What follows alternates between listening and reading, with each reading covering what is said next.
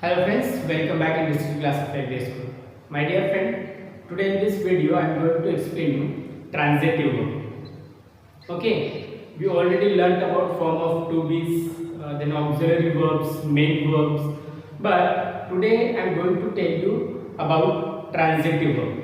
Now here you can see verbs. Already we know verb means what? Verb is a word that indicate an action in the sentence. Or there are two types of verb, transitive and intransitive. Okay, transitive and intransitive verb. So in this video I am going to tell you about transitive verb. Okay, so now you can see here I have written definition of transitive verb. A verb that is followed by, are you getting me? A verb that is followed by an object. Okay, a verb that is followed by an object is known as transitive verb. Are you getting me? बहुत आसान है, बहुत simple है. Transitive verb किसे कहेंगे हम? जो जिसमें जिससे मतलब क्या है, verb that is followed by an object. जो वर्ब को हमें क्या है, ऑब्जेक्ट मिलेगा, उसको क्या है, जिसमें देखो यहाँ पर एग्जांपल दिए वाले हैं, I write a letter. Okay, and next example, Mrs. Brown teaches English and French, and then the history exam was very difficult. अब ये आप एग्जाम्पल देख सकते हो. आपको अगर ट्रांजिटिव वर्ब का पता करना है तो सिंपली आपको क्या करना है, पहले अंडरलाइन करना है subject, then verb, then object. Okay, in the same way Mrs Brown subject, teachers verb and English French ये ऑब्जेक्ट. उसके बाद history exam subject was verb and very difficult object. ये आपने ऐसा किया, मतलब यहाँ पर सब्जेक्ट है, वर्ब है, ऑब्जेक्ट. जिस सेंटेंस में ऑब्जेक्ट होता है उसको हम क्या कहेंगे, ट्रांजिटिव वर्ब. देखो ओके, क्या है डेफिनेशन हमारी, अ verb that is followed by an object.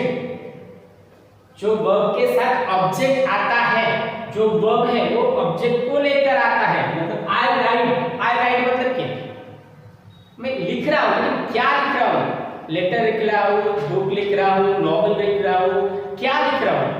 ये सेंटेंस को ये मीनिंग, इस सेंटेंस का मीनिंग कंप्लीट करने के लिए हमें इस लेटर की जरूरत होती है, यानी वो ऑब्जेक्ट होता है ना.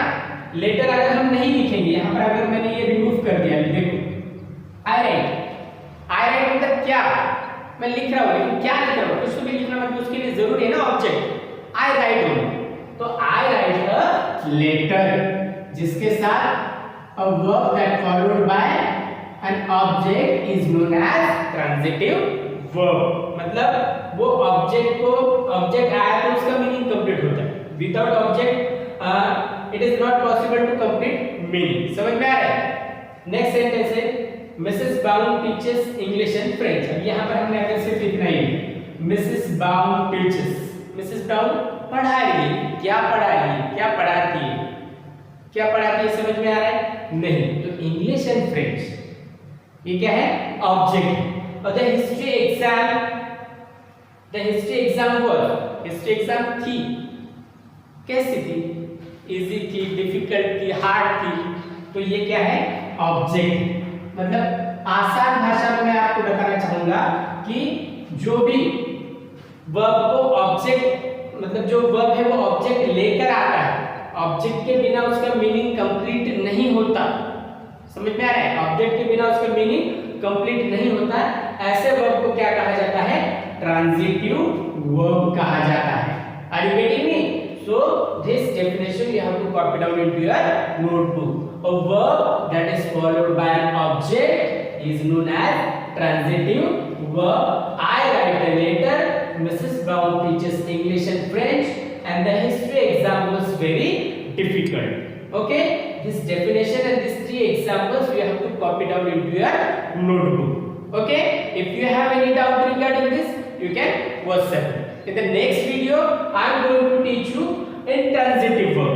Intransitive verb is opposite to transitive verb. Transitive verb में क्या होता है, ऑब्जेक्ट की जरूरत होती है. ओके, विदाउट ऑब्जेक्ट हमें उसका कंप्लीट मीनिंग नहीं समझ में आता. लेकिन ट्रांजिटिव ऑब्जेक्ट में क्या होता है, जिसको ऑब्जेक्ट की जरूरत नहीं होती। Okay, will see in the next video. Thank you.